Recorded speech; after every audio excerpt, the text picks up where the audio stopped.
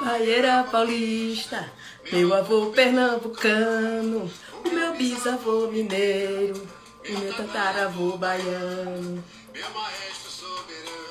Boa noite, meu povo! Boa noite, professor Robson. Boa noite, Laurinha. Sejam todos, todas muito bem-vindos, muito bem-vindas aqui a mais uma live do perfil aqui do Danado de Bom. E, como é de costume, nós começamos com uma música aí para todos, né?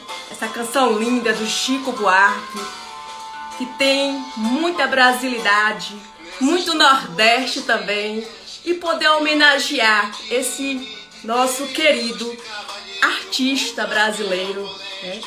Que felizmente pôde receber nesta semana o prêmio Camões de Literatura. Então, parabéns ao Chico Buarque, parabéns ao Brasil, né, por essa conquista. Só para ouvir um pouquinho e se deliciar. Boa noite, Eliane. Boa noite, querido Paulo, aqui do Pernambuco. Ângela. Vou dar uma pausa na música, vou baixar um pouquinho aqui para a gente poder, vocês ouvirem melhor a gente aqui. Só para comentar, quem gostou aí da homenagem, né, ao Chico Buarque essa semana, né, que ele pôde receber um prêmio de 2019, né, gente? Obrigada, Lili.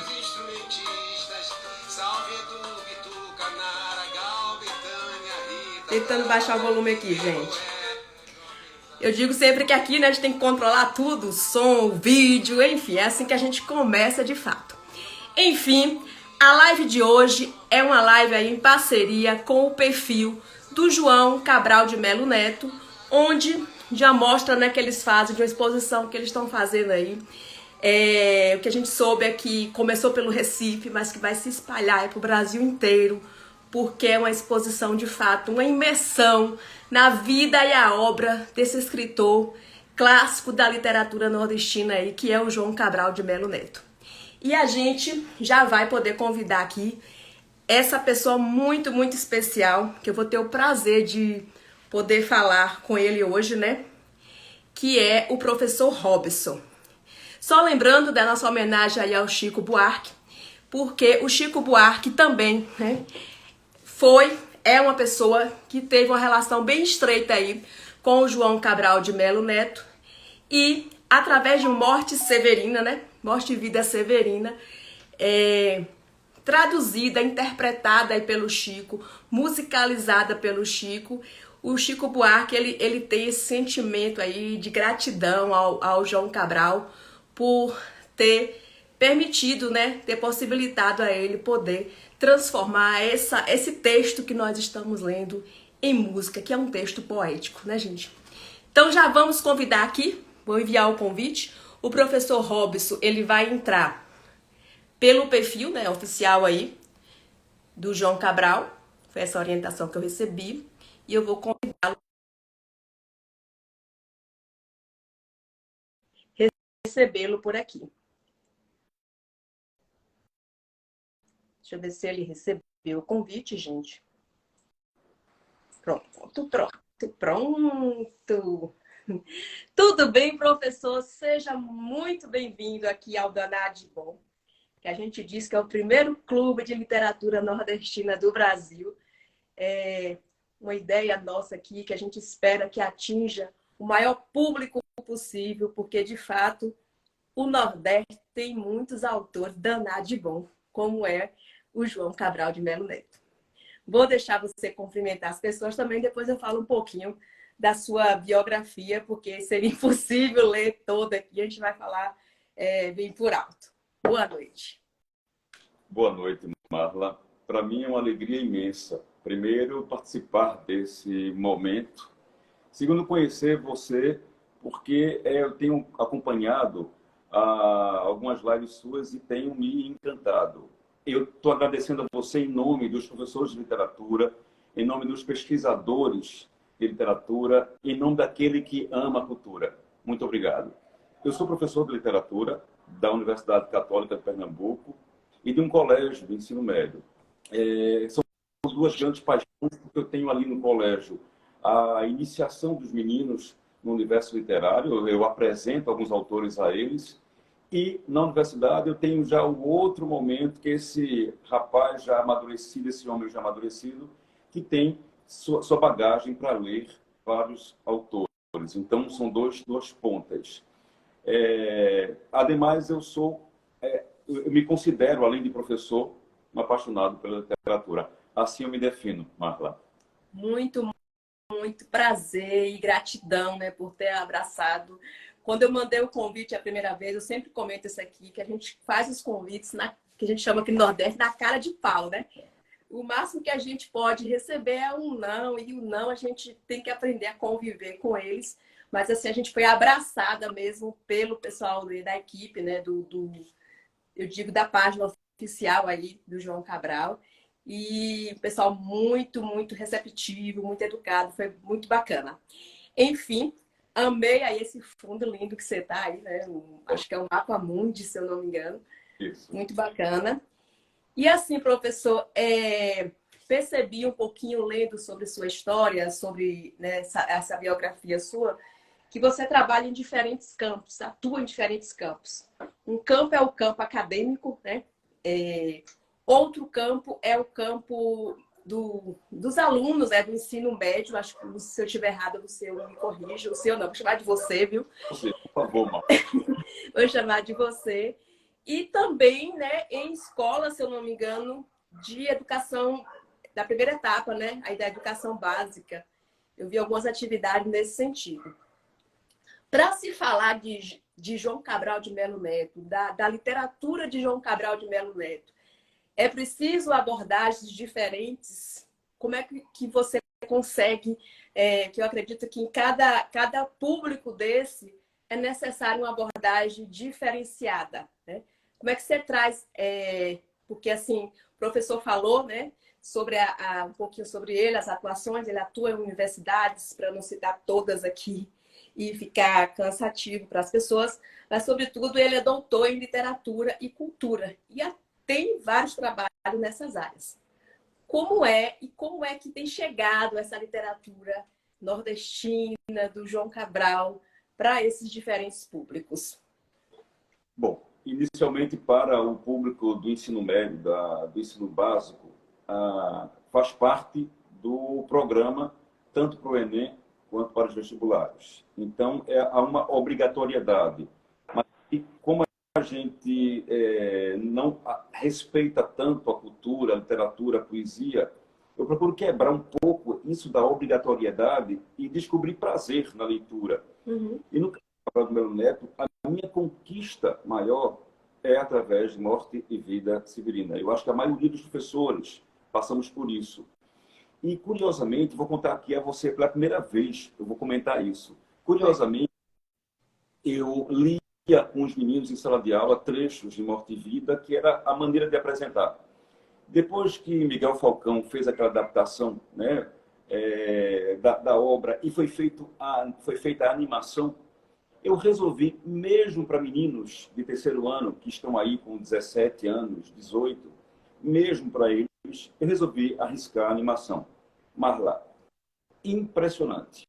A animação conquistou tantos meninos, porque eles começaram a ver que o texto de Morte de Severina era um texto que tinha muito mais do que aquela coisa pesada de falar de morte, de sofrimento do Nordeste. Mas tinha também uma identidade visual, uma identidade regional e, por que não dizer, nacional. Então, nesse sentido, eles descobriram, através dessa animação, que a poesia de João Cabral de Melo Neto não é tão distante. Até porque, ou eles leram em algum site, em algum livro, ou escutaram outra pessoa dizer que a poesia de João Cabral de Melo Neto é muito difícil, é inacessível. E assistindo a animação, eles viram que isso não é verdade. Então, para ti, estou dizendo pela primeira vez em público, eu comecei a conquistar muitos leitores, muitos meninos que admiram a obra de João Cabral de Melo Neto através dessa animação. aproveitei e utilizei essa animação também com os meus alunos da universidade, na formação do curso de letras e do curso de pedagogia. A resposta foi praticamente a mesma. Um envolvimento muito grande e ouvir isso.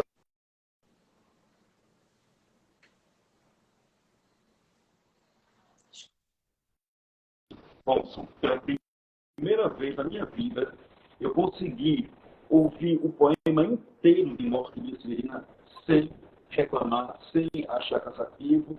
O texto, a tendência dos meninos é dizer, eita, nessa época que a gente acaba rapidamente, e aí eles sentados assistiram a 1 hora ao poema completo. Isso é de uma ligadas que eu tive para apresentar tanto no ensino médio quanto no ensino universitário a obra de João Cabral. Depois de apresentar a obra Morte de Severina, aí os outros vêm por tabela. Aí eu começo a dizer, olha, vamos pensar no João Cabral de Melo Neto, dando identidade de Recife, de Pernambuco. Aí eu entro com o Cão Sem Plumas, né? O Cão Sem Plumas.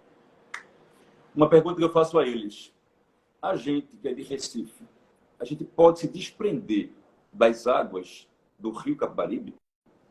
A gente pode se desprender dessas pontes.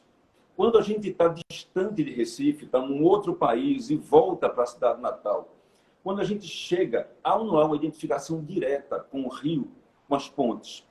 Eles respondem sim. Esse é meu gancho para introduzir o Cão Sem Plumas. Muito bacana. E o que eu observo, professor? Assim, a gente vem de uma tradição, de escola, de universidade, muito do ler por obrigação. Né? Literatura na escola sempre foi vista como uma coisa, entre aspas, supérflua. E hoje, no clube de leitura, eu observo que é possível você estudar, você entender a realidade a partir da literatura. Só um exemplo, a título de tanto a de João Cabral de Melo Neto, quanto outras que a gente lê. Torturado, por exemplo, que é um clássico já aí do Itamar Vieira. Quanto de coisa dá para a gente poder abordar dentro da escola a partir da literatura. Mas, infelizmente, ela é vista como, às vezes, a disciplina que tem 1 aula, 2 na semana, enfim. Mas a questão é resgatar esse prazer pela literatura. Fazer as pessoas entenderem o quanto que ela é importante. Eu ouvia, não me lembro mais o nome da pessoa, até na rede social, ela falando assim sobre os tipos de leitura. Né? E a gente observa o seguinte, que a literatura, entre aspas, de ficção, ela também tem muito a nos ensinar. Né? Quando a gente pega um texto como o do João Cabral de Melo Neto, Morte e Vida Severina, é um texto, né? O Alto de Natal é um texto poético, é uma peça feita para uma apresentação teatral de Natal, enfim. Mas, assim, quando você vai, por isso que eu coloquei no título da live, para a gente, o professor que teve aqui semana passada, ele falou assim, a literatura é feita de camadas. Aquilo me chamou muita atenção, porque com ele a gente tirou algumas camadas da obra do João Cabral. Aqui hoje a gente está buscando descobrir outras camadas dessa literatura. E como é que a gente pode, aqui no Danado de Bom, eu digo que eu busco deixar o mais lúdico possível a ideia, né, da literatura, trazer os textos da forma mais lúdica possível. Você consegue fazer isso, né? Você falou da animação que você trouxe. Como é que você vê isso no campo da educação, né? No campo da literatura, e como que a literatura pode ganhar mais espaço na escola, para que as pessoas entendam, de fato, esse valor, digamos assim, imensurável que ela tem para a formação, eu digo, humana, social, enfim, para a formação do ser. Marla, nós, professores de literatura, você acabou de dizer, a gente enfrenta dificuldade. Construir o leitor literário não é fácil, tá? A gente tem um leitor de maneira geral, um leitor aqui que lê qualquer coisa, qualquer texto, mas especificamente o leitor literário não é fácil. Como eu sou dramaturgo e encenador, eu tenho como porta de entrada para o envolvimento com a poesia. Então, tanto utilizei Morte e Vida Severina, quanto utilizei O Cão Sem Plumas. Tá? Teatralizei trechos e, pela teatralização, eu tive ali um envolvimento dos meninos que disseram assim, poxa, se foi tão prazeroso fazer esse trecho, pode ou deve ser prazeroso fazer o texto inteiro. Então, quando a gente começa... Eu peguei, por exemplo, um galo sozinho não tece amanhã. Eu disse somente esse verso a eles. Depois eu pedi para que eles me representassem de maneira teatral um galo falando num palco para um público. Então, eu tirei o galo de João Cabral, coloquei o galo neles, nos alunos, e depois eles me devolveram o galo deles e foram buscar o galo de João Cabral. Então, a gente tem o teatro como porta de entrada, além da animação.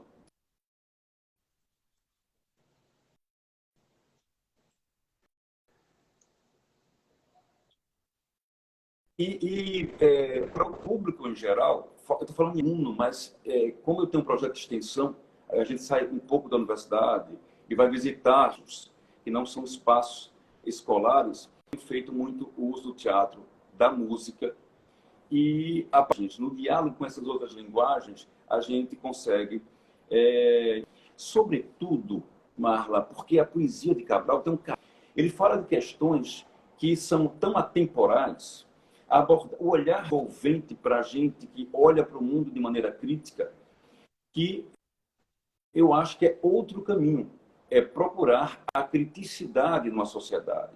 É difícil, mas a gente não pode desistir. A poesia limita a gente não desiste.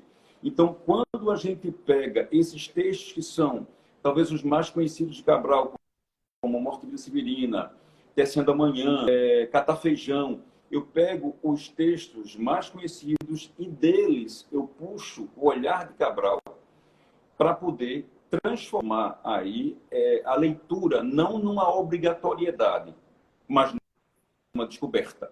Se vai ser prazerosa, isso é uma consequência, mas é, sobretudo, de descoberta. E a poesia de Cabral de Melo Neto consegue abrir espaços, abrir questões sociais, políticas, críticas. E o leitor, de geral, falo, além do alunado, além da questão acadêmica, o leitor, de maneira geral, consegue olhar para a realidade e para a poesia. Por isso que muitas vezes eu procuro nos jornais fatos que se pareçam com imagens criadas por todos os poetas, pelos escritores de maneira geral. Mas como hoje a gente está falando especificamente sobre Cabral de Melo Neto, eu procuro onde encontro. E eu já encontrei, por exemplo, denúncia de um rio que está morrendo, né? Denúncia de uma população ribeirinha que está ali sem poder comer porque não tem nada.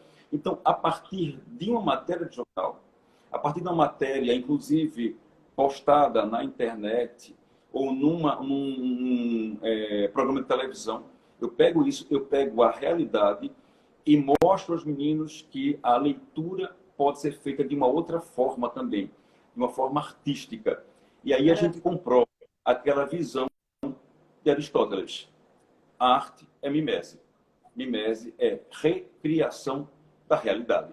Então, quando o leitor, mesmo o leitor comum, ele se identifica e ele percebe que a realidade que está no entorno dele pode ser representada de uma outra forma, eu acho que aí a gente pode ganhar, sim, leitores. O problema é quando a gente não dá.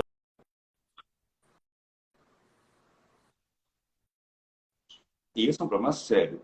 É o público, o possível leitor não ter acesso à obra. Maravilha. É isso? O João Cabral, né, assim, acho que todo brasileiro, não sei, todo brasileiro seria até um exagero, mas muita gente, né, já ouviu falar do João Cabral. Ele foi, né, o primeiro brasileiro a receber o título, né, que o Chico Buarque acabou de receber. Sim. Ele foi o único brasileiro a chegar a ser cogitado a ganhar o Prêmio Nobel de Literatura. Sim. Mas, assim, na sua visão, nas suas andanças, como é que você percebe que o Cabral é visto hoje ainda, né? Como ele é visto hoje no Brasil e fora do Brasil, porque ele também era um diplomata, viveu em várias cidades do mundo. Como é que o Cabral e sua obra você percebe que é vista ainda hoje? Olha, eu vou começar de fora para dentro, tá? Porque, enfim, como ele Sim. visto lá fora. Cabral de Melo Neto é muito estudado em universidades diversas. A recepção à obra dele é de um respeito grande por um poeta que, sem dúvida nenhuma, representa muito o século XX. Tá? Eu digo isso pautado num colega de minha irmã. Minha irmã fez doutorado na Universidade Federal de Pernambuco. Ela tinha por colega um japonês que falava português bem e que veio a Recife exclusivamente para conhecer o Rio Capibaribe, porque a tese de doutorado dele foi a tradução de trechos de O Cão Sem Plumas para o japonês. E aí, quando a minha irmã falou sobre ele, eu quis conhecê-lo, obviamente, e aí ele falou que dentro da universidade dele, lá em Tóquio, há um grupo que se interessa de Cabral de Melo Neto, que gerou nele o desejo de fazer o doutorado. Então, vê que, de repente, no Japão, numa língua aparentemente assim dura, a gente tem uma recepção para essa poesia de Cabral de Melo Neto. E aí eu acho que a gente quebra um pouco essa coisa de que Cabral é um poeta que é regionalista. Porque, às vezes, infelizmente, dão a palavra regionalista, o adjetivo regionalista, uma conotação negativa, pejorativa. Muito pelo contrário, ele é regionalista, Uhum. sim. O regionalismo de Cabral, eu vou dizer aqui uma coisa absurda, mas eu vou dizer. O regionalismo de Cabral é universal. Então, parece um paradoxo, mas não é, é real. Ele tem uma dicção, sim, nordestina, ele tem uma dicção, sim, pernambucana, mas ele tem uma dicção também, por exemplo, espanhola, Sevilha. E ele consegue encontrar um diálogo entre Sevilha e Pernambuco, a ponto lá, os meninos, porque a gente faz uso de recursos, assim, quaisquer que sejam, para conquistar o leitor. Eu comecei a pedir a eles que eles lessem trechos de poemas falando sobre Sevilha e trechos de poemas falando sobre Pernambuco, para que eles descobrissem que, na verdade, Pernambuco é um rapaz que está apaixonado por uma moça chamada Sevilha. E que do casamento desses dois vai nascer exatamente essa ponte, já que ponte é uma imagem muito nossa. É uma ponte entre Pernambuco e Sevilha e que é preenchida pela poesia de João Cabral de Melo Neto. Quando eu toco na questão amorosa, na criação de um romance possível, de um casal, eles acabam também, outro caminho para fazer o envolvimento desses alunos com a poesia de João Cabral de Melo Neto. Aí eu disse que vinha de lá de fora para dentro. Aqui, infelizmente, Marla, ainda há a visão de que a poesia de Cabral é uma poesia impenetrável, é uma poesia muito difícil, inacessível. Cabral é um poeta extremamente cerebral. Cabral é um poeta que é o engenheiro. Né? Ele é difícil, inacessível. E eu tento quebrar isso. E, para minha alegria, quando eu fui convidado pela equipe que fez o projeto da exposição de João Cabral de Melo Neto, que eu entrei em contato com a Inês, fez um pedido a mim que bateu muito com uma coisa que eu já fazia. E aí ela e eu falamos sobre isso. Eu disse a Inês, eu já faço isso, ela até agradeceu. Que é quebrar essa imagem de um Cabral muito distante, inacessível, impenetrável. Tá? Esse Cabral que não envolve, que é seco. O Cabral não é seco, o Cabral não é impenetrável. E aí, dentro do Brasil, infelizmente, de maneira geral, a gente tem isso, inclusive, nos livros de ensino médio. A gente abre um livro de ensino médio, tem lá escrito que é um poeta cerebral, que é um poeta arquiteto, e a palavra arquiteto engenheiro ou arquiteto fecha um pouco numa visão meio concreta demais, né? E isso acaba afastando um pouco, porque eu acho que autores tem medo da obra de Cabral.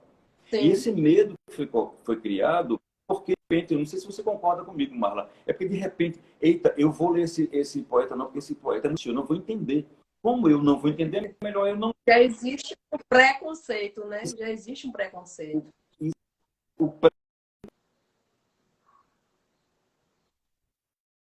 Então, mesmo sem conhecer, já julga pelo que os outros disseram. Uhum. É por isso que a gente vai quebrando isso com o teatro, aproximando com a música, utilizando a imagem de um romance entre o rapaz Pernambuco e a moça foi criada e mostrar um outro Cabral. Mas hoje, 2023, Cabral ainda é pouco lido, sem ser por... É por isso que é importante que a gente, é importante a sua iniciativa, o seu convite. Eu agradeço mais uma vez aqui em público. É importante a exposição. É importante que nós tenhamos. Eu fui para várias escolas aqui em Recife, né, na região metropolitana, pública. E lá eu encontrei uma realidade boa, sobretudo quando eles me diziam, eu não conhecia esse poeta.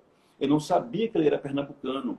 Eu não sabia que ele tinha passado por São Lourenço da Mata, porque eu estive na escola em São Lourenço da Mata. Então, às vezes, é falta de acesso. Então, infelizmente, Cabral passa por essa situação, é pouco lido pelo público de maneira geral, e eu acho que só Morte de Severina, que é essa obra que chega ao ouvido do público em geral. Sim. Agradecer aqui a presença de todos, né? E o professor não, o escritor Eurido Navio, não sei se você conhece, ele é pernambucano, né? Escreveu Fiados da Esquina do Céu com o Inferno. Sim, sim. É uma obra maravilhosa, nós vamos trabalhar aqui o mês que vem, porque o Danado de Bom é sempre um clássico e um contemporâneo. Né? A gente mescla cada estado com um clássico contemporâneo e o próximo mês a gente vai estar trabalhando a obra do Eurido. Deixa eu ver se eu consigo voltar aqui. A Eliane falando, né, que está encantada com a sua maneira de ensinar. A Eliane é participante do grupo e é do Rio de Janeiro. A Laura também é do Rio de Janeiro e ela pergunta o seguinte, a gente vai intercalando aqui, se houver perguntas, pode mandar aqui, né, gente?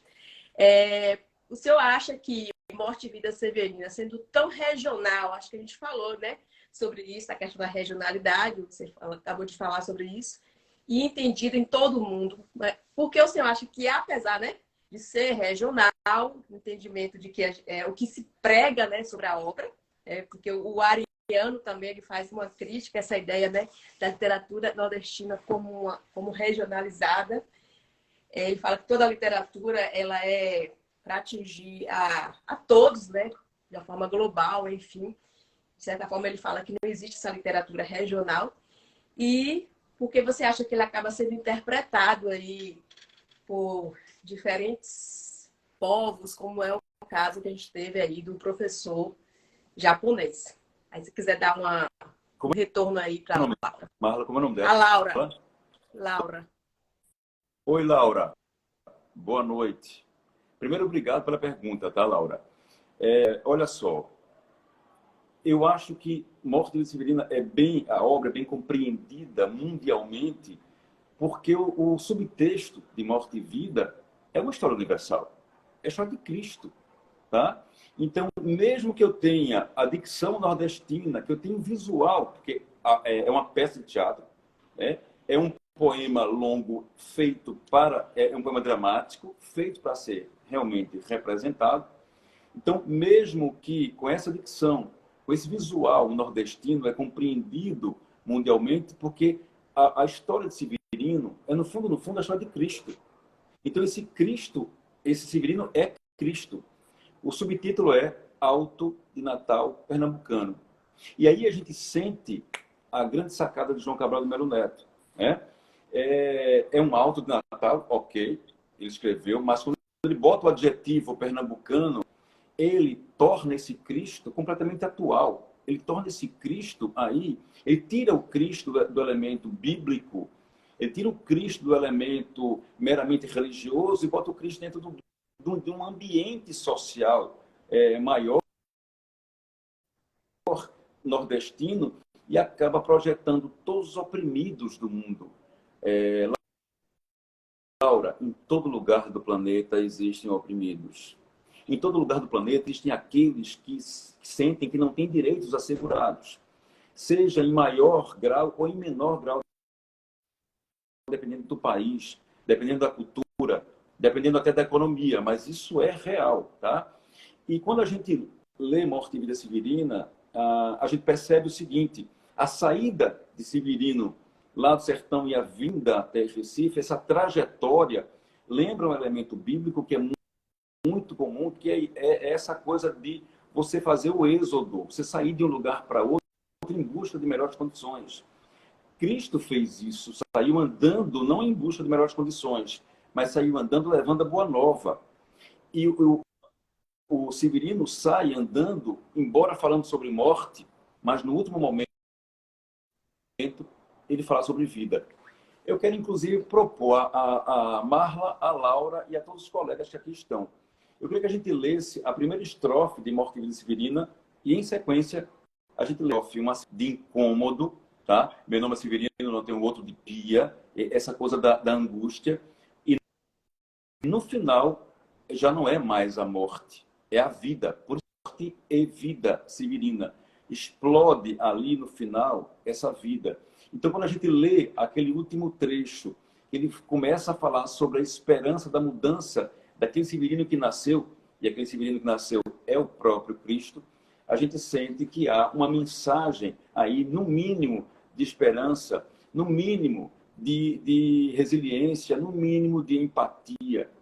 Ademais, quando a gente pega a história do Cristo que morreu e ressuscitou em Morte e Vida Severina, cara, Laura, o severino que vem caminhando do sertão até Recife e vem encontrando a morte em todos os lugares, morte de gente por emboscada, morte de gente com menos de 30 anos, morte por conta de fome, de sede, né? É como se os severinos estivessem morrendo, Marla, e renascendo. É uma espécie de ressurreição de Cristo numa maneira aí, à lá Cabral de Melo Neto, para sim, por situações bem complicadas, que a gente tem sim a visão de que o Cristo representa, não tirando a questão religiosa, não estou me desfazendo dela. Na verdade, eu estou acentuando uma outra coisa. Cristo é, sobretudo, aquele que representa os que sofrem, os abandonados, os aleijados, os marginalizados. Portanto, seja na Alemanha, na França, no Japão, na Suíça, no Canadá, em qualquer lugar, a história de Cristo, que é a história milenar, é compreendida. Claro, eu não vou pegar os detalhes, porque eu tenho ali um outro idioma, mas existe uma coisa chamada imagem. E Cabral é um poeta muito da imagem. Cabral é um poeta do movimento.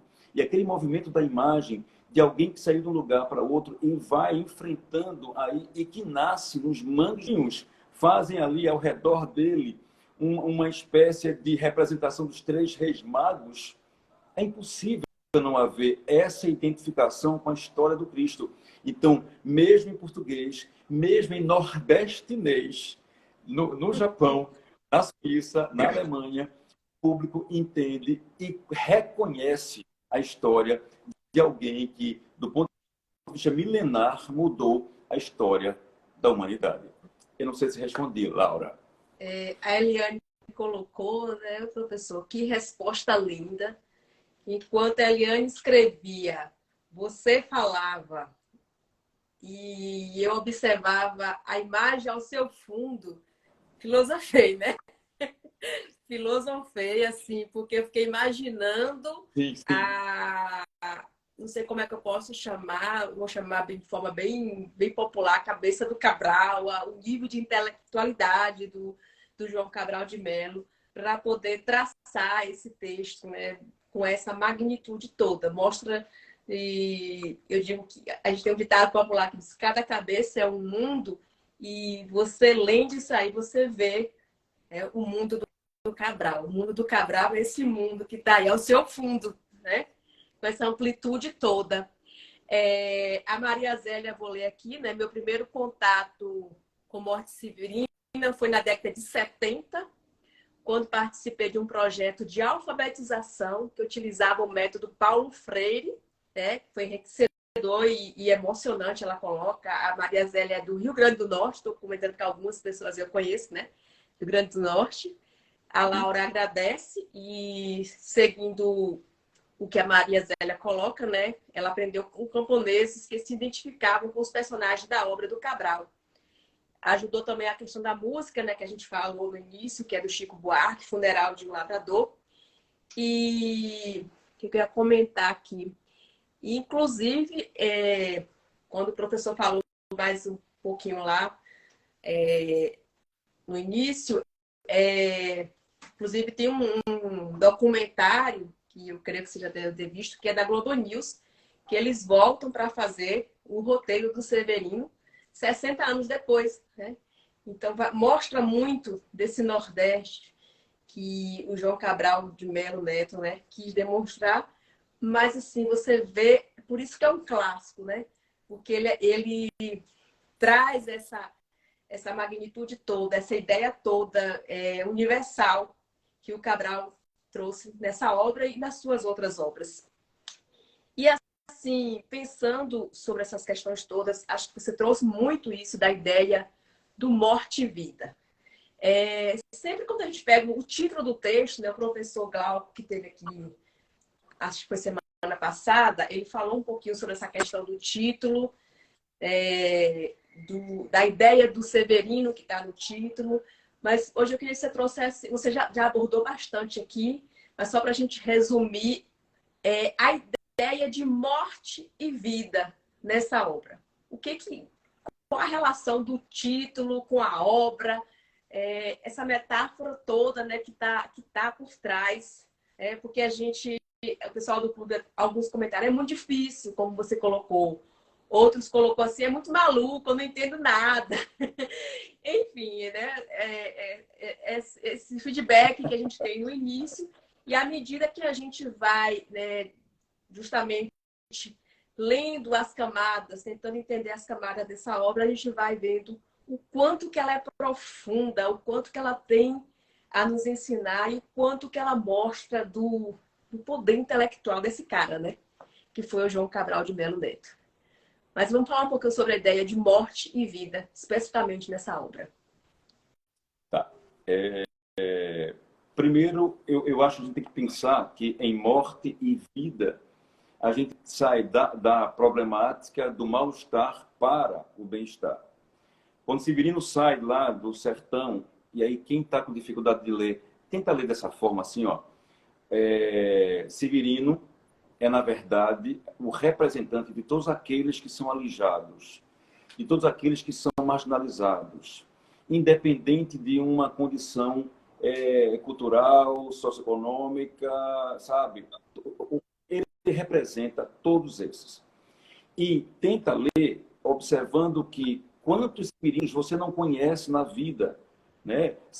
Podem ser vizinhos, parentes, ou parentes de amigos que passaram por um processo de grandíssima dificuldade, foram enfrentando muitas dificuldades que são simbolizadas metaforicamente pela morte, tá?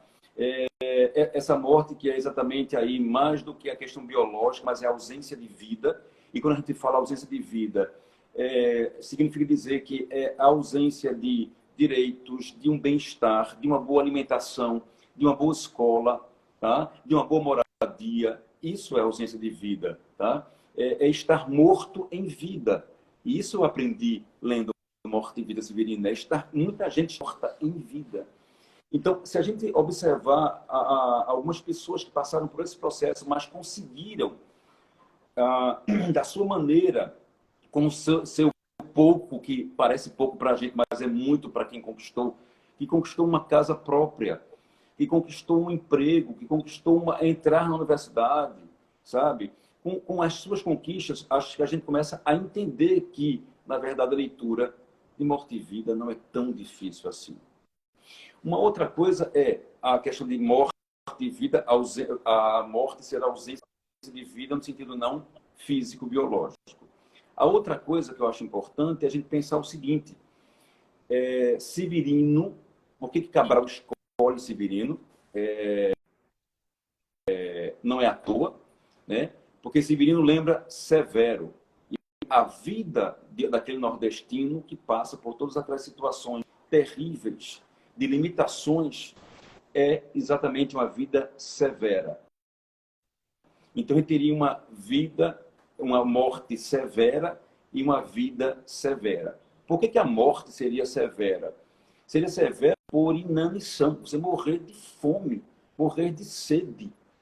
Cadê a dignidade do ser humano? Onde é que fica a dignidade? O mínimo possível que a gente tem, a que a gente tem direito, é um alimento, né?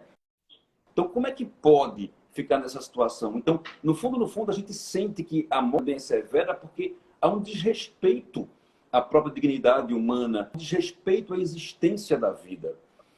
E a outra coisa é que o trajeto que ele vai fazendo, ele vai encontrando a morte de várias formas. E quando a gente fala dessas várias formas, são as várias situações pelas quais o ser humano pode passar, o cidadão pode passar. No momento em que ele chega, por exemplo, à Zona da Mata, que ele encontra ali água, encontra verde, então a dedução lógica seria: eu vou encontrar apenas vida. No entanto, ele encontra a morte. Ali não é mais a morte morrida, mas é a morte matada. É aquela a discussão sobre o direito à terra. Eu tenho um pedacinho de terra, mas você, que é muito mais potente do que eu, você tem muito mais condições socioeconômicas, você vem e rouba a minha terra, toma e manda matar. Isso aconteceu muito dentro deste país, sobretudo no Nordeste. Então, Cabral de Melo Neto está mostrando a gente que, embora não haja morte por fome, por seca, existe uma outra morte. E aí, quando ele sai dali da Zona da Mata, ele encontra essa morte não mais morrida, sim uma morte matada, ele chega a Recife, ele vai sentar ali na calçada de um cemitério, não é à toa, exatamente no cemitério, a conversa dos dois coveiros falando sobre o quê? Sobre situações econômicas, sociais, ausência de direitos. Inclusive, eu acho lindo aquele momento. Olha, um coveiro querendo trabalhar num cemitério para rico, porque no cemitério para rico ele teria duas vantagens. Isso que ele coloca para a gente. A primeira, ele trabalha pouco, porque rico morre menos. A segunda vantagem, quando aparecesse um morto, ele ganharia uma gorjeta bem gordinha. Ao passo que o outro coveiro que trabalha num cemitério de pobre, ele tem dois sofrimentos para fazer um híbrido. Quais são os dois sofrimentos? Ele trabalha muito, porque pobre morre muito. E segundo, ele não tem nenhuma gorjeta, porque pobre não tem condições de dar gorjeta. Então, isso é um trabalho de análise social que eu posso tirar. Logo você percebe que a morte e a vida está relacionada diretamente a questões sociais, né? De ano, né? E aí, quando percebe que não tem mais saída e vai se matar, na hora em que ele vai se matar, o que é que acontece? Nasce exatamente o Cristo ali nos mangues do Recife.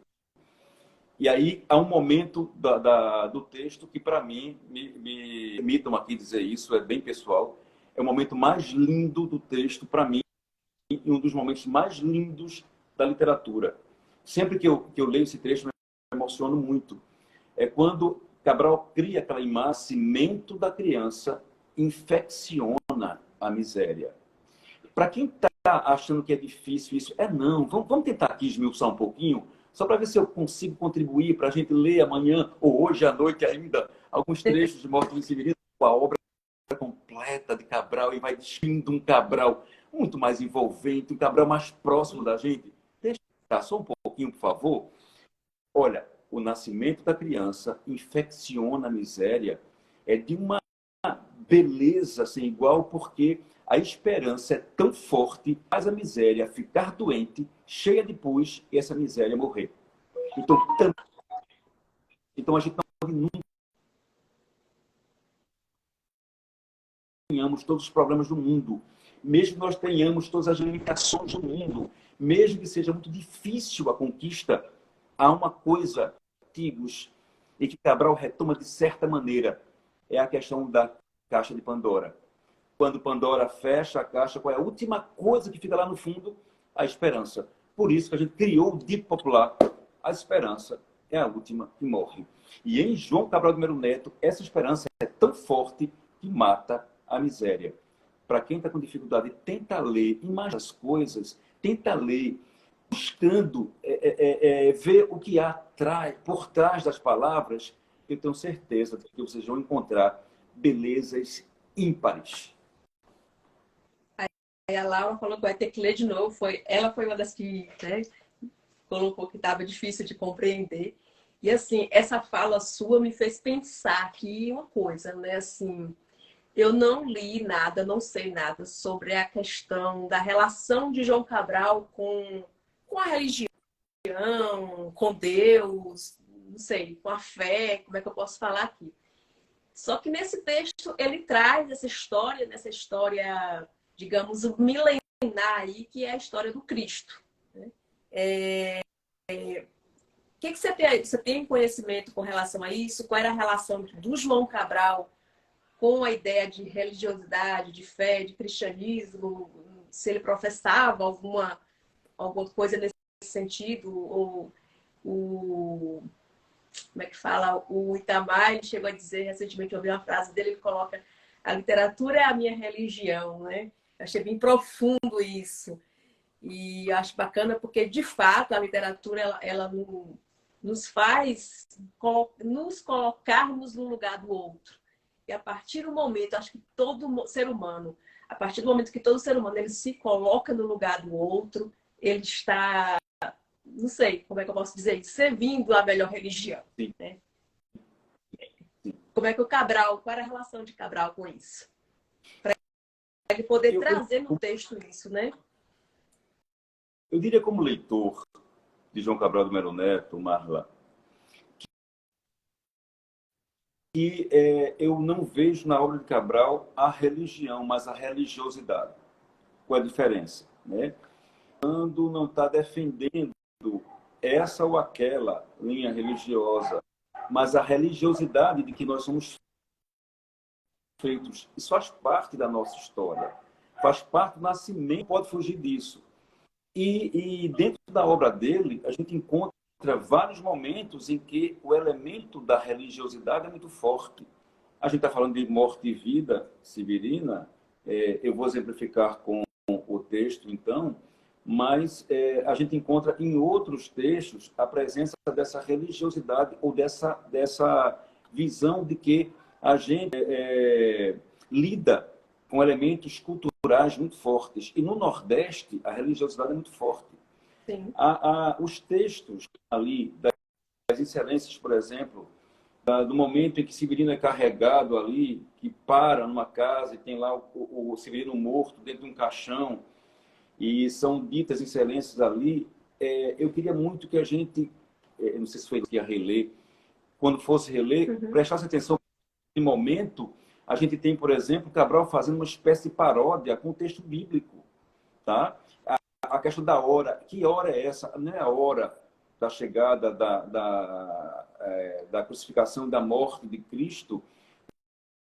O Cabral fala ali, em Morte e Vida Severina, de uma hora. Ele fala da hora que está chegando. É a hora, por exemplo, de haver a busca por algo melhor. Né? Há um paralelismo muito grande com o processo bíblico.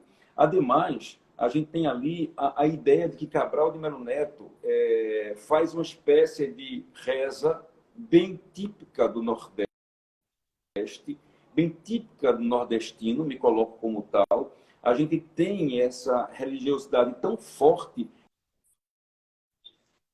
símbolos são muito, muito ligados a essa fé.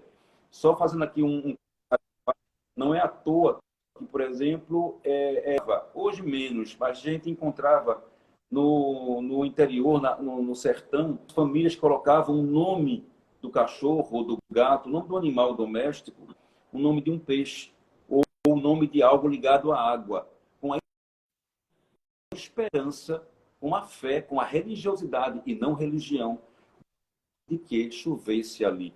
É por isso que a gente, quando lê Vidas Secas, de Graciliano Ramos, a cachorra se chama baleia. É uma referência a essa religiosidade, essa fé tão forte nordestino.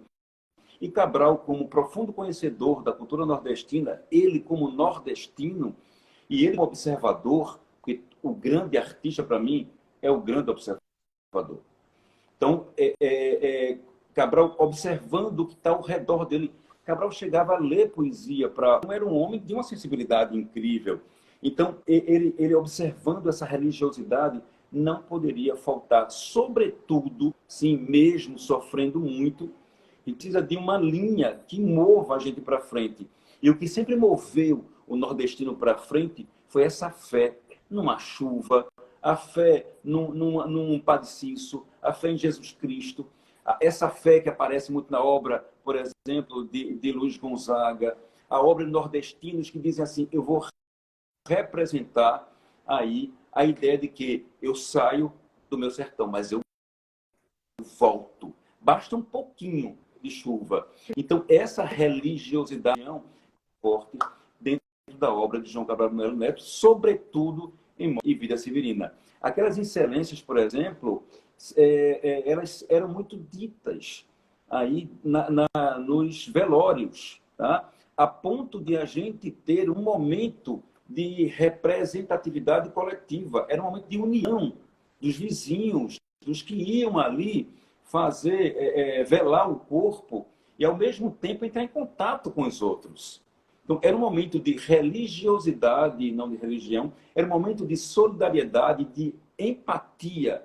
Era um momento em que a gente sente o Cristo não fechado numa religião, mas a gente sente o Cristo como aquele homem que faz um trajeto importante, muda a humanidade e acaba provocando em nós a necessidade de respeito ao outro, dar mão ao outro, de ser solidário, de ser empático com o outro. Professor, estou parada aqui porque eu estou encantada. Estou encantada com as suas interpretações, com a sua leitura. É muito bacana o que que você está trazendo aqui. E assim, ainda falando dessa ideia de morte, vida, tem dois elementos aí que eu acho bem bacana nessa obra. Uma é o rio. O rio, a ideia de rio, para quem é nordestino, é a ideia de vida, né? Quando você vê a maioria dos clássicos, eles vão trazer. A gente leu aqui, por exemplo, o Jorge Amado. A Gabriela é uma retirante da seca, né? Enfim, lá em Tortarada a gente vai encontrar esse problema também da seca. A gente chega aqui em Morte, Vida Severina, digamos, o tema central é a seca. E aí João Cabral, ele navega, né? Navega pelo Capibaribe, por esse rio, que depois que eu comecei a ler, eu já ouvi falar tanto desse rio recentemente, falar, é o rio que o João Cabral de Melo fala. Enfim, em reportagens, enfim, isso que é o bacana da literatura. Você nem tem aquele conhecimento sobre aquele espaço geográfico, social, né? E você vai fazendo essas conexões. E assim, o rio, na obra de João Cabral de Melo Neto, o Severino, ele faz essa viagem, né? Às margens, até onde eu entendi, desse rio. Inclusive, tem alguns desenhos na internet que mostram esse percurso do Severino. E a questão, acho que você trouxe já isso aí, mas só para a gente fechar aqui. A questão do rio presente na obra, porque João Cabral traz ele como essa grande, no meu entendimento, é uma metáfora, né, que ele faz o tempo todo ali, não sei se a palavra seria essa, se a figura de linguagem seria essa. E a ideia de religiosidade. O Glauco, ele trouxe aqui, eu tinha ouvido ele falar sobre isso, que é a ideia de cada lugar que ele passa seria a conta de um rosário, né? Que o rosário é o que a gente chama de terço, né? É a terça parte de um rosário, que é um símbolo presente aí dentro do cristianismo, especialmente da Igreja Católica. Então, eu queria entender isso, né, na obra do João Cabral. E se o João Cabral de Melo Neto, na sua opinião, percebia essa questão da religiosidade do nordestino, esse apego aos santos, entre aspas, como algo, não sei, positivo para o desenvolvimento do próprio Nordeste ou não? Vamos lá, vamos começar pelas contas do Rosário. Na animação, inclusive, eu acho muito feliz que Miguel Falcão tenha criado essa imagem, né? O texto vai sendo dito e Severino, e o texto é composto por casas. Então, essas casas como o que é a criação do espaço que a gente busca, né, de proteção. É o lar, né? E eu acho muito feliz aquela imagem criada por Miguel Falcão. E essa coisa do Rosário, quando a gente vai lendo o texto, aqui outra sugestão, outra linha para a gente ler, se envolver e descobrir, possa imaginar, é que a gente vai lendo os trechos e quando chega aquela, eu não sou católico, portanto eu não sei, aquela bolinha grande que está ali. Quando chega a bolinha grande, muda exatamente o trecho do poema. Eita! Então, há uma identificação visual, há uma identificação aí tão fortemente pensada por João Cabral de Melo Neto, a ponto de, até isso, eu acho que alguns podem dizer que Cabral de Melo Neto é um poeta cerebral, é um poeta muito concreto, não concretista, estou dizendo concreto, porque Cabral de Melo Neto consegue trabalhar muito bem as imagens na poesia dele. Ele consegue pegar a imagem e traduzir em palavras, em versos. Então você vai lendo e vai conseguindo perceber que a mudança vem de propósito. O Rosário acompanha, como o professor disse antes, o Rosário acompanha exatamente essa sequência toda da obra e que é, no fundo, a sequência do Rio, como você bem falou. O Rio é identitário. O Rio é mais do que identitário. Né? Vamos pensar no Nilo, né? No Rio Nilo. Todas as grandes civilizações, quando a gente lê a Bíblia, lê a história, as grandes civilizações, as águas não estão paradas, estão sempre em movimento, em busca do mar. Esse mar que Cabral de Melo Neto fala em Morte Severina, é o mar de Marla, é o de Robson, é o de Ava, é o de Lila, é o mar de quem está em busca de algo. São os meus objetivos, são os fins para os quais eu acordo todos os dias. Então, esse rio que corre é a própria vida, é o meu caminhar em busca das minhas realizações, tá? Em busca de eu me sentir eu de verdade. Eu dizer, poxa, agora eu estou bem, agora eu sou feliz. Então, o rio também, visualmente, o rosário vai sendo passado e o texto junto, o rio vai passando e a gente vê o texto junto. No fundo, vida no rosário, do ponto de vista da religiosidade, vida no rio, do ponto de vista da religiosidade e da alegoria, né? Eu adorei você dizer assim, não sei se é metáfora. Claro que é metáfora, Marlon, mas a gente pode levar mais para frente e dizer que é uma alegoria, porque a alegoria é uma espécie simbólica, né? Talvez a alegoria engula um pouco a metáfora. Tenha dentro de si também. A alegoria faz assim, vem cá, fica aqui perto de mim, né? Então, essa alegoria que é o rio Capibaribe, a passagem do homem pelo mundo, a ida da gente de um lugar para o outro, seja do Rio para São Paulo, do Ceará para o Rio Grande do Norte, de Pernambuco para Nova York, não interessa.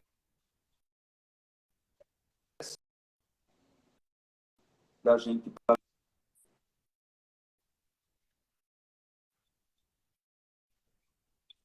dentro do texto, que a gente percebe que o grande guia, o norteador de Severino para aqueles é o rio Capibaribe. Mas acontece que na seca, o rio ele para o curso dele, ele está seco. E aí o que fazer? Olha, vê que visão linda, mas há atrapalhos. Há coisas que nos São obstáculos. Ele prossegue porque ele tem um objetivo.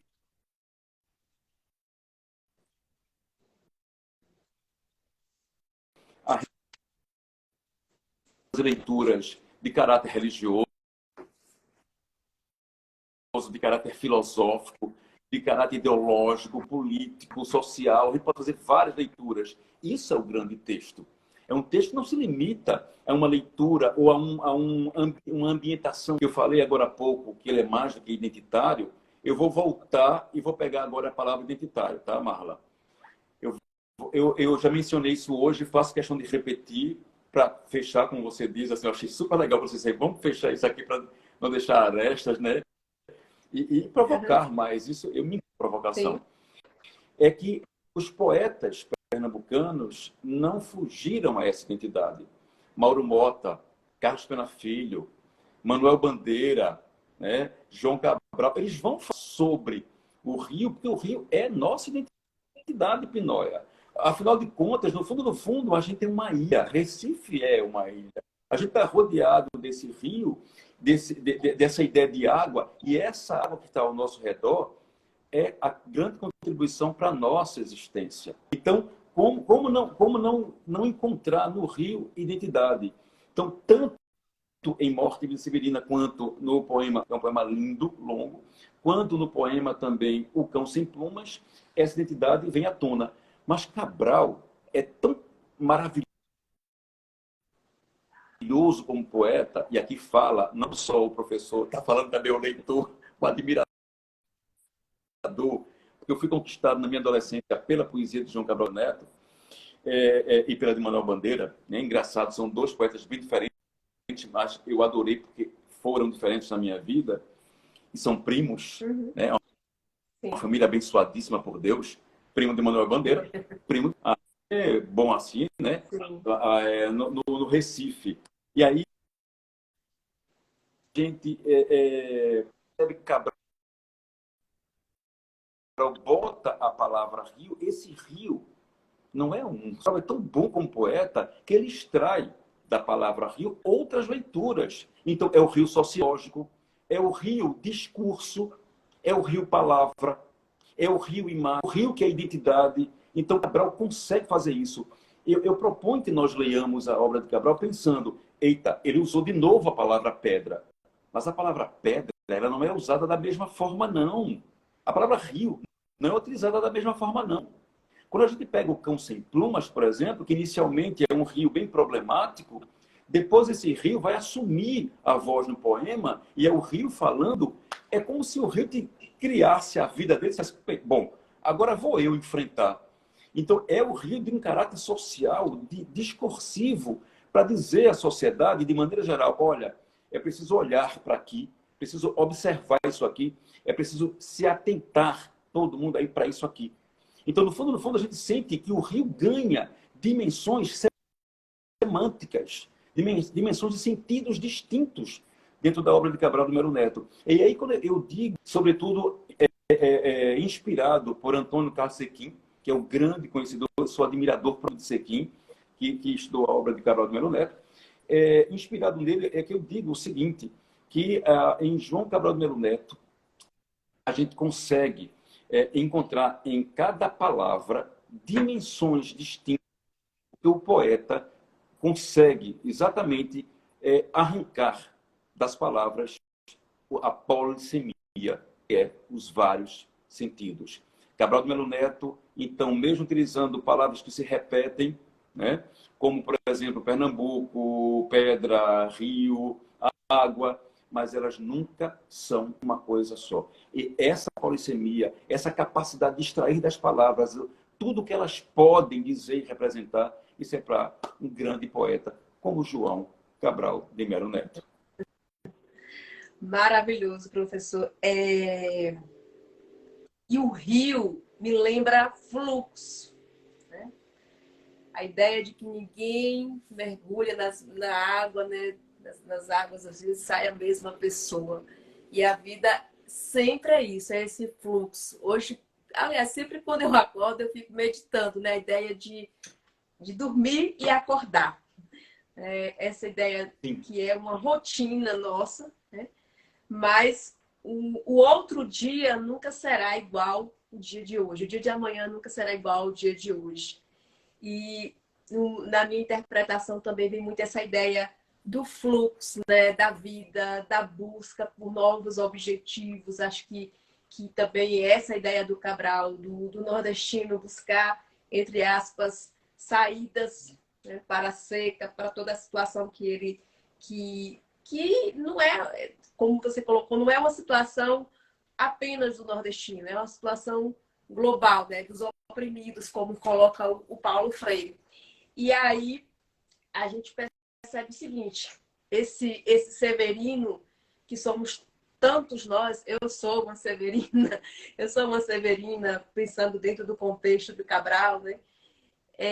Esse Severino, ele vai em busca de melhores condições de vida, né? Mas só que quando ele chega ao Recife, que seria esse marco, esse objetivo máximo dele ali, ele vê que a situação que lá também vão ter problemas, lá também vão ter dificuldades, né? Assim como no sertão. Como é que você vê essa ideia desse personagem principal, essa busca dele e como foi o encontro dele com essa outra realidade, digamos assim? Primeiro, deixa eu pegar, eu concordo com você a questão do curso. Vamos pegar curso-discurso, né? O rio é curso, que é fluxo, é passagem, e é também discurso, porque o rio fala o Cão Sem Plumas, o rio é norteador, é orientador em Morte Severina. No fundo, é também um discurso. Há um discurso por trás desse rio de dizer, para falar para a gente sobre problemas, sobre situações históricas importantes. E aí, quando a gente pensa nessa ideia de rio, curso, discurso, a gente já começa a pensar nessa sua outra colocação, que é a ideia de que Severino encontrava muita angústia, muita dor, muito sofrimento no sertão. A gente tem uma concepção, e eu acho que isso é um pouco global, tá? De que é na capital que o danado de bom está na capital. O que é bom, há muita falta, não é? Há muita falta. Então, a morte, a ausência de vida, portanto, em Recife, essa vida. Mas quando ele chega e ele vê que, na verdade, é de uma outra forma, a angústia continua de outra forma. Os alijados, os desrespeitados, os oprimidos estão ali, são os mesmos, só estão em contextos diferentes, em ambientes diferentes. Isso é tão bonito na obra de Cabral e tão visível que a gente se lembra de um trecho em que uma das personagens, das ciganas, uma delas diz que, na verdade, o menino que nasceu ali nos mangues vai deixar de se sujar de lama, né? Não vai ficar mais com aquela lama no corpo, vai agora ser coberto de graxa. Então, entre a lama e a graxa, cá entre nós. Visualmente, não há muita diferença, mas há contextos diferentes. Há contextos socioeconômicos, ambientais diferentes, mas a condição é a mesma. Ele vai deixar de catar caranguejo na lama e vai catar dentro, exatamente ali, de uma oficina, de uma indústria, né? E vai se sujar de uma outra lama. Mas é a mesma lama social, a mesma lama que evita aí conquistas e que oprime. É a lama que vai ser. Então, o Severino encontra, e Cabral Melo Neto mostra a gente que no fundo, a gente tem oprimidos, a gente tem problemas, a gente tem aí dificuldades em quaisquer situações, em quaisquer ambientes. Então, a ideia de que ele sai e chega a Recife, como é que ele enfrenta isso? Ele enfrenta com decepção, né? outro trecho bonito, porque o rapaz que trabalha no cemitério diz o seguinte, eles vêm seguindo o próprio enterro. Ai, pelo amor de Deus, coisa linda. Eles vêm seguindo o próprio enterro porque a situação não tem melhor.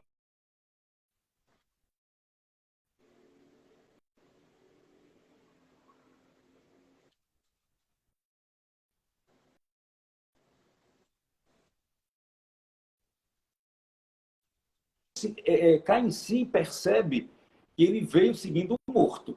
Agora, ele está morto, mas eu, antes do enterro, eu saí de tão longe, eu vim para cá, mas eu vou encontrar a morte. A desgraça me acudei de ambiente, mas a situação é a mesma. Ele diz que o enterro tá ali, mas o morto chegou com atraso. Ora, então é perceber que mesmo chegando à capital, mesmo chegando a Recife, o processo dessa condição de oprimido é praticamente a mesma. Só muda a ambientação.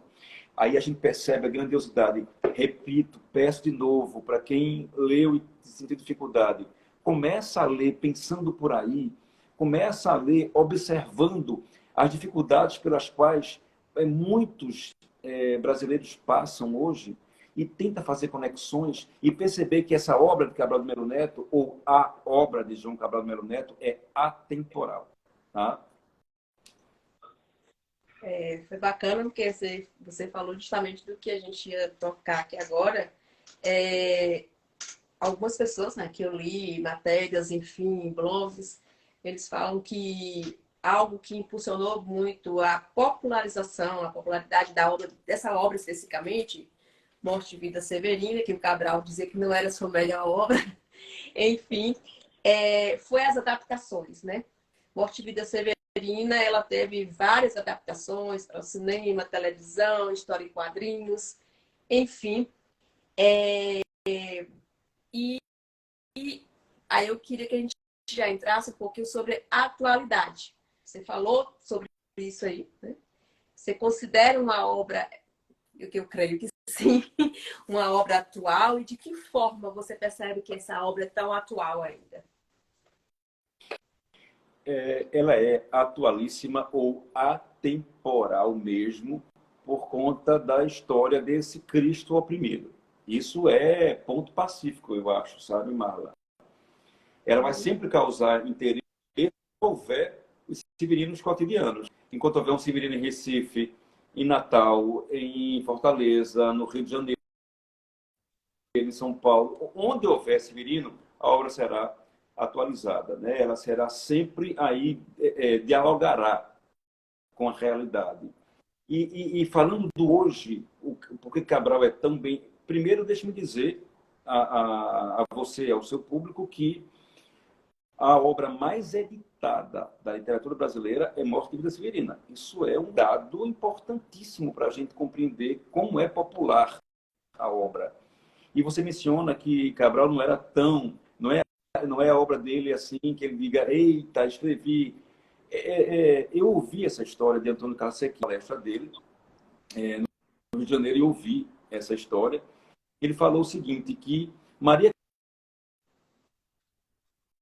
que é dramaturga, diretora de teatro, se dedica ao teatro infantil, dos nomes mais importantes do teatro infantil neste país, pediu a Cabral de Melo Neto, né, essa história acho que é bem conhecida, para que ele escrevesse cá entre nós, Marla. E eu estou dizendo isso a partir da inspiração que Sequim me deu. Eu acho que quando ela leu Morte e Vida Severina, ela disse, vote, meu Deus do céu, não era isso que eu queria, não. Como é que eu vou botar minhas crianças, meninos, para montar um espetáculo com essa densidade? Ela queria algo mais como é que meus simples. Meninos... Pois talvez ela esperasse. Eu estou dizendo mais simples, não estou dizendo mais simples, porque é menos poético, menos bonito, não, tá? Porque é fantástico quando um poeta como Manuel Bandeira consegue, com o mais simples do mundo, dizer coisas belas. Mas Cabral de Melo Neto fez uma construção, que a gente vem falando, magnífica, que talvez num espetáculo infantil aquilo não coubesse. Então, Maria Clara Machado, que era fina, né, disse para Cabral que havia personagens demais. Isso é quem que me contou para nós. Havia personagens demais, por isso que ela não ia montar. Eu acho, no fundo, ela não gostou. E viu que era difícil montar como teatro infantil, porque ela esperava um espetáculo infantil. E aí Cabral talvez tenha ficado um pouco chateado, né? Tenha ficado, não, ficou, cá entre nós, ficou chateado, porque Fosse, de repente, não foi montada. E, de repente, é essa obra que ganha a dimensão da popularidade. Né? Essa obra que projeta o nome dele, tanto no Brasil quanto fora. E vou lhe dizer, talvez Cabral diga, porque Cabral, às vezes, diz umas coisas assim que a gente sabe que ele está provocando. Ele é irônico, ele é provocador, por isso que ele é fantástico. Talvez ele esteja provocando a gente quando ele diz assim, que Morte Vicentina nem é lá essa obra tão, né? E nem a Machado gostou. Ele fala que nem é essa coisa toda, porque nem a pessoa aí que encomendou gostou da obra. Foi uma crítica também, né? Uma ironia que ele fez. Então, mas no fundo, eu acho que o que aconteceu, Marla, e aí, mas uma impressão minha, é que o sucesso de Morte de Severina acabou ofuscando outras produções de Cabral de Melo Neto, sabe? E nesse ofuscar, aí eu acho que ele começou a olhar assim, poxa, Morte e Vida, e minhas outras produções. Então, talvez isso tenha interferido muito nessa relação de Cabral com Morte e Vida Severina. Quanto ao atual, que você pergunta, né? Como é que a gente pode ver hoje a obra de Cabral? Primeiro, deixe-me dizer a você que a exposição foi muito bem recebida. Muito bem recebida, inclusive por um público que não tinha aí conhecimento da obra de Cabral. Né? Como era uma exposição guiada, o pessoal ia guiando, informando, falando, há um momento em que para essa ajuda e o público vai sozinho descobrindo, experimentando o que foi provocado pela orientadora e vai descobrindo ali na exposição esse homem, João Cabral de Melo Neto, essa poesia desse homem.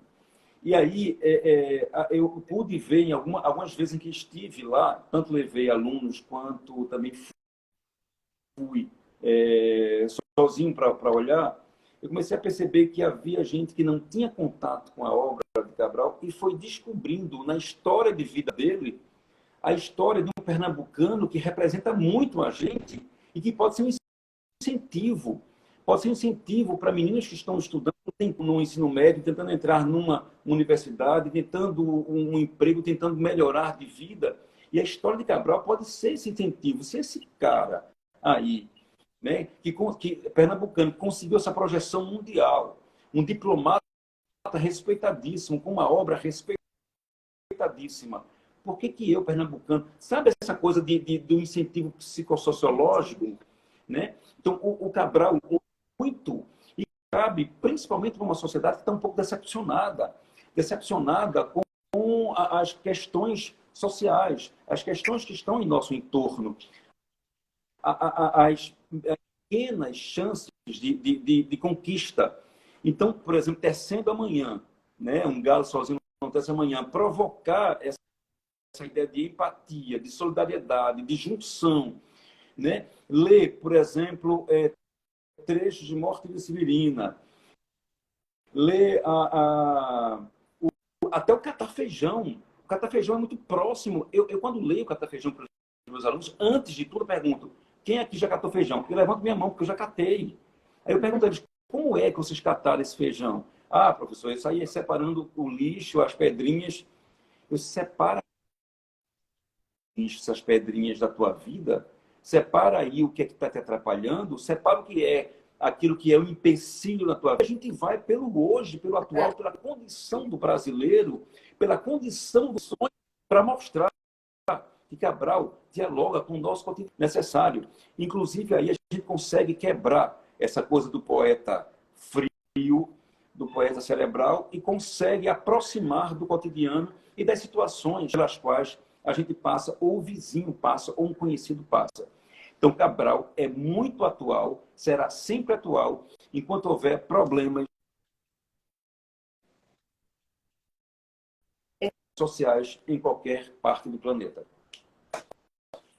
Interessante essa fala sua, que faz a gente perceber o quanto que o Cabral era um ser empático, né? Empático. E aí eu vi essa frase, ele vem de uma família, né? Filho de senhores de engenho, Pernambuco, e se coloca na pele de tantos severinos. Ele enxergava essas realidades todas, né? Isso. Falando mais especificamente agora da exposição, para quem está ouvindo a gente aqui agora, eu conheci vocês através do perfil, né? Através do perfil João Cabral de Melo Neto, oficial, e no primeiro momento que eu vi, eu fiquei me imaginando naquela exposição, maravilhosa, por sinal. A gente conversou com a Marília, né? A Marília que explicou um pouquinho para a gente como é que funcionava essa exposição.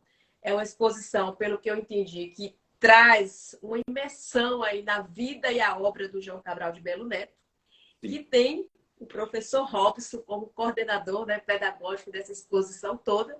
E eu falei logo com ela, quando é que vai vir para a Bahia, Salvador, né? Quem sabe a gente não consegue chegar até lá, enfim. Mas eu queria que você falasse um pouquinho de uma forma mais, digamos, mais ampla. O que é essa exposição? De onde surgiu? Como é que ela acontece? Eu sei que até o momento só ocorreu no Recife, né? Não sei se eu estou enganada, se eu tive todas as informações, mas a ideia é levar para as capitais brasileiras, né? Mas como colocou a Marília, é uma exposição que demanda muito trabalho, né? De uma equipe grandiosa, enfim. O que tem lá nessa exposição e que as pessoas precisam, de fato, conhecer quando estiver aí no seu estado? Eita, pergunta boa. Gostei. Boa pergunta. Vê só, Marla, eu acho que a primeira coisa que a exposição tem é comemorar o centenário de um poeta importantíssimo, né? Essa é uma coisa que da qual a gente não pode fugir. Comemorar o centenário de João Cabral de Melo Neto, que deveria ter sido em 2020, acho que a pandemia acabou atrapalhando. Esse eu acho que é o primeiro gancho, porque a gente não pode deixar, tá, o centenário de um rapaz como João Cabral. Então, é a primeira coisa. Depois, o espaço em que estava, né?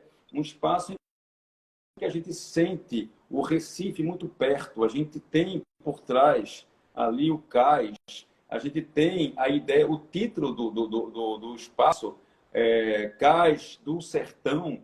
Eita, é a ligação Morte de Severina.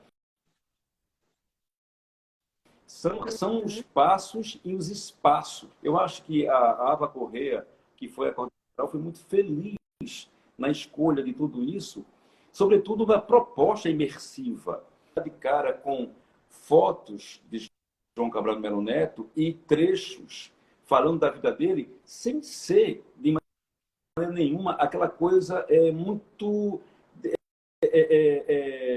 rasa de dizer, olha, eu vou contar a historinha de João Cabral de Melo Neto.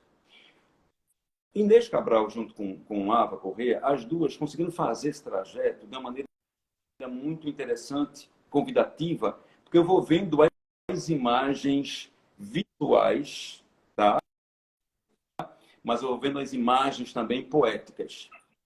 Então foram escolhidos versos, estrofes, que acabam falando sobre a vida e obra de João Cabral de Melo Neto, e no fundo a gente se confunde com a história, tá?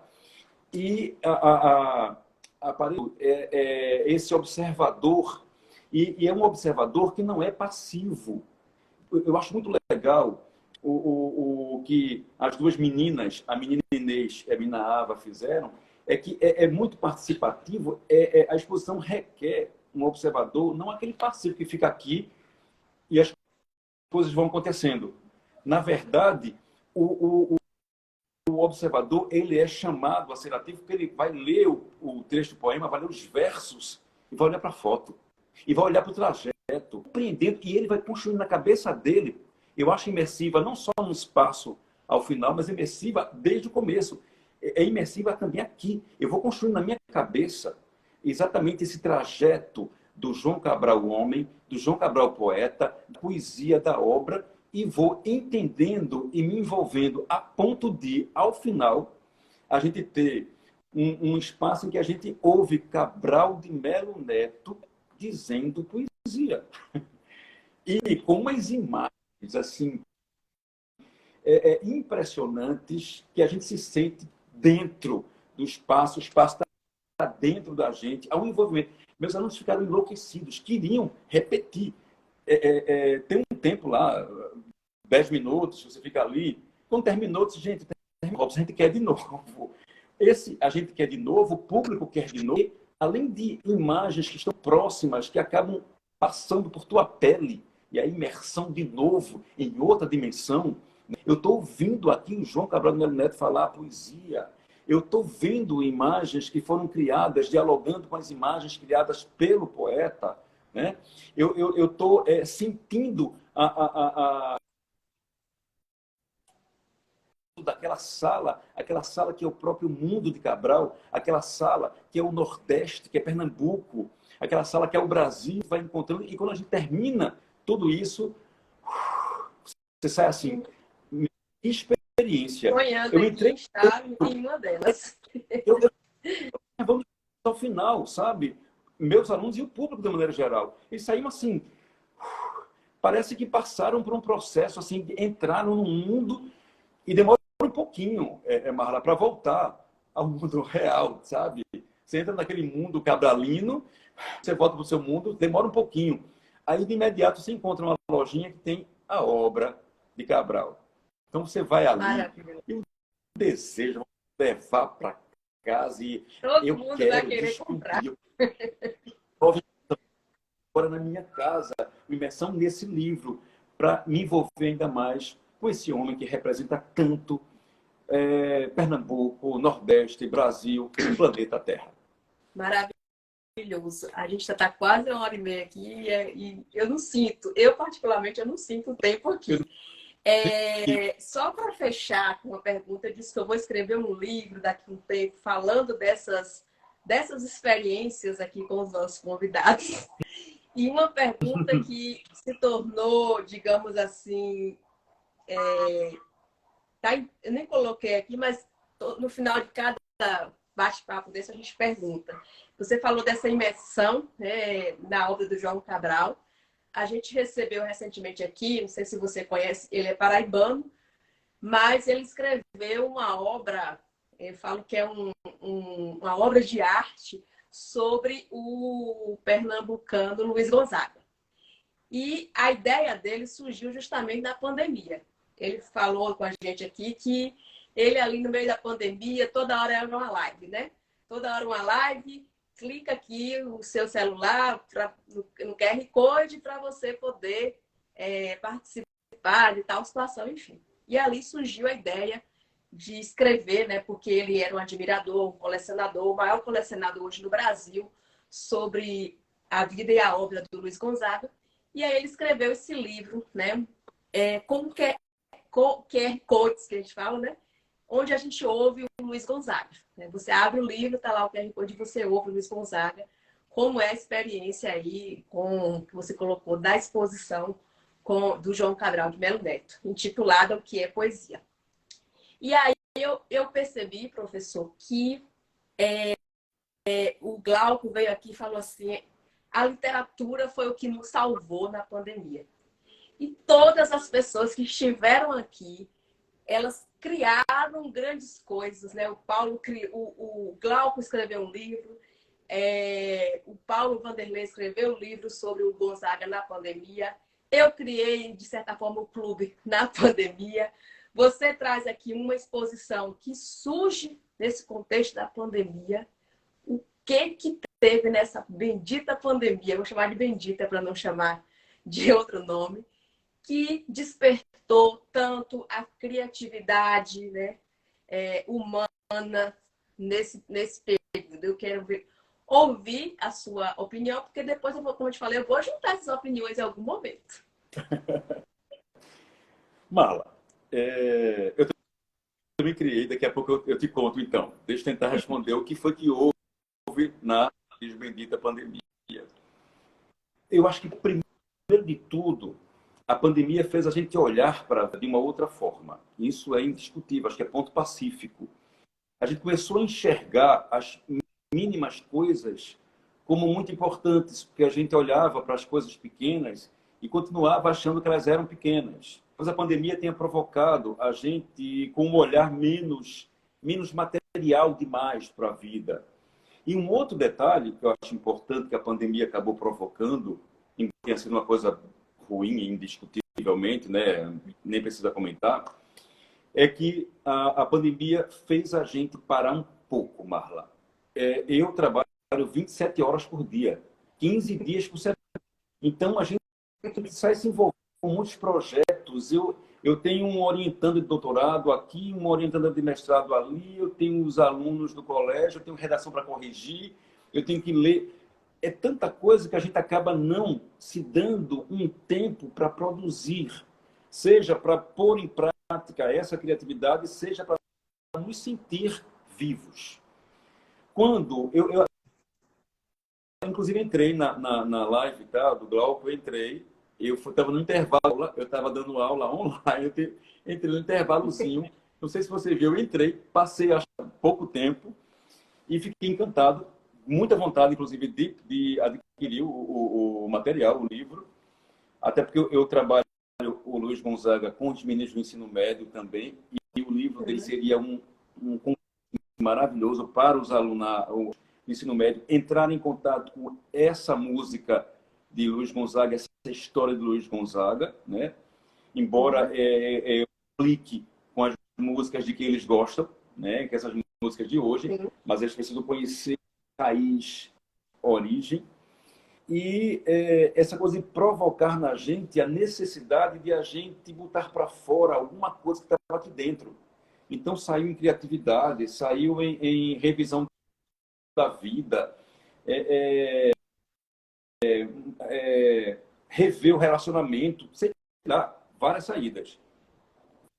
Você criou, Glauco criou, a gente saiu, a exposição, Rei e Inês Cabral estavam nesse processo aí, também criando, desenhando, projetando.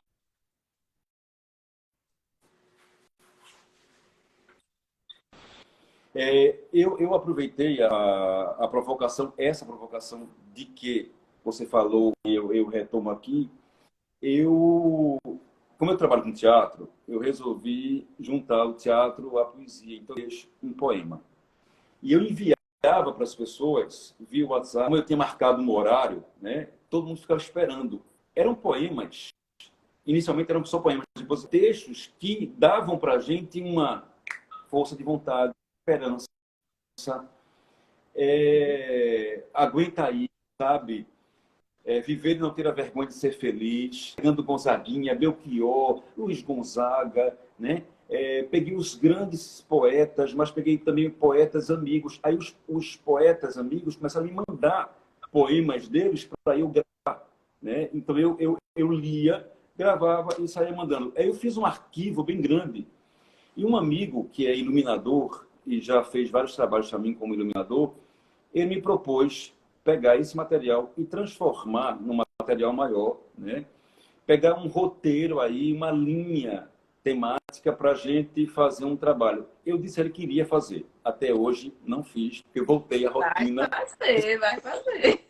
Mas aconteceu uma outra coisa.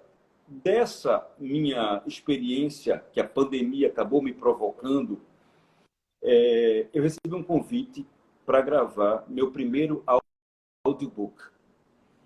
É um texto inédito do poeta Paoli, que é um poeta que foi amigo de João Cabral de Melo Neto, também pernambucano, e um poeta que escreveu uma obra inspiradíssima nas influências de Cabral. Porque eu acho importante também dizer para o público que Cabral acabou influenciando outros, depois de Cabral, outros poetas se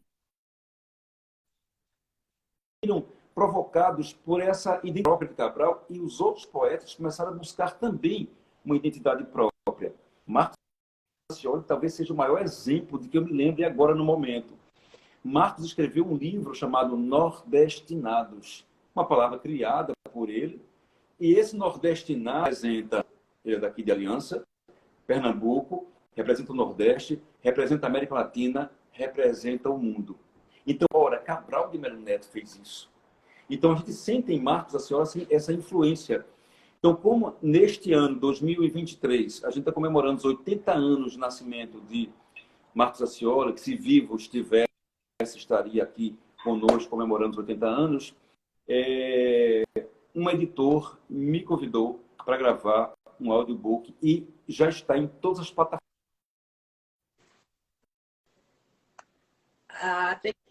Compartilha com a gente Eu fiquei lá, muito viu? feliz. Para a gente E poder veja, compartilhar essa com o coisa de grupo. pegar um texto e sair trabalhando, eu vou dizer para você, nasceu exatamente aí, nessa vontade de, durante a pandemia, de gritar para o mundo alguma coisa. A gente teve vontade de falar para o mundo. Foi por isso que a gente teve, que você, Glauco, todo mundo. Muito bacana. Professor, a gente vai querer, se puder compartilhar com a gente depois o audiobook, acho que todo mundo vai querer em qual plataforma que tá, o nome, enfim, pode mandar aqui no direct ou no WhatsApp, enfim. A gente bateu o recorde aqui hoje, 1h e 35 minutos de live, enfim, muito gostoso, não dá nada de bom. É muita coisa gostosa só quem é apaixonado mesmo, né, pela literatura. A gente e ficaríamos aqui, né, horas para falarmos de João Cabral e sua obra. Se um outro convidado vier, com certeza vai trazer outras leituras. Isso que é impressionante na literatura, que eu digo que cada um lê do seu lugar, da sua realidade, das suas redes, né? No meu trabalho no mestrado eu falo sobre isso, os diferentes espaços formativos, e a gente fala desse lugar, desses espaços que vão nos constituindo seres, né? A gente fala desse lugar. E assim, foi de fato muito, muito, muito, muito, muito, muito gratificante. Foi danado de bom, que é a expressão máxima que a gente usa aqui. E a gente quer agradecer todas as pessoas que estiveram aqui. Eu digo sempre que no mundo que a gente está, da hiperconectividade, você manter pessoas aqui, não é nem 10 minutos, não, é 1h e 40. A Laura falou que passou voando, né? Muito bom. Então, tem que a gente ter, de fato, essa coisa muito gostosa né, esse conhecimento todo para poder conectar essas pessoas aqui por esse tempo todo, né? A Maria Zélia colocou, né? Da riqueza, né? Não consegui alguma coisa que ela quis escrever, não consegui interpretar, consegui ler, enfim. Mas fica aqui o nosso sentimento de extrema gratidão, né? Você abrir essa porta, você falou 27 horas e você deu quase 2 horas para a gente aqui. Então, assim, não há palavras, nem na poesia do Cabral, nem de qualquer outro poeta brasileiro, para poder expressar o nosso sentimento de gratidão e que venha, né, novos momentos, novas parcerias. E a ideia maior da gente é justamente poder divulgar a literatura em si, especificamente aqui, porque de fato a gente está nichado aqui, mas a literatura brasileira, estrangeira, ela precisa ser divulgada, mas a gente precisa ter representações e nós aqui somos uma representação, né? Nesse momento da literatura nordestina e da obra especificamente do João Cabral de Melo Neto. Quem está aqui, né, quiser acompanhar, estou deixando aqui essa exposição, como a Marília falou, em breve vai estar em outros estados. Então fica lá ligado, quem sabe o seu estado não é o próximo, né? Privilegiado aí com essa grandiosa exposição aí que eles trazem. E agradecer e deixar aqui o espaço, né? Não dá nem tempo para deixar para perguntas, porque já extrapolamos os horários aqui. Quem tiver perguntas pode mandar depois, que a gente repassa para o professor, enfim. E se ele puder responder, agradecer e abrir aqui o seu espaço para também agradecer, porque muitas pessoas que estão aqui vieram aí do seu público, enfim. Eu acho que deu alguma travada aqui. Está me ouvindo, professor? Eu acho que o professor caiu aqui sem querer. Peraí. Deixa eu chamar ele de novo.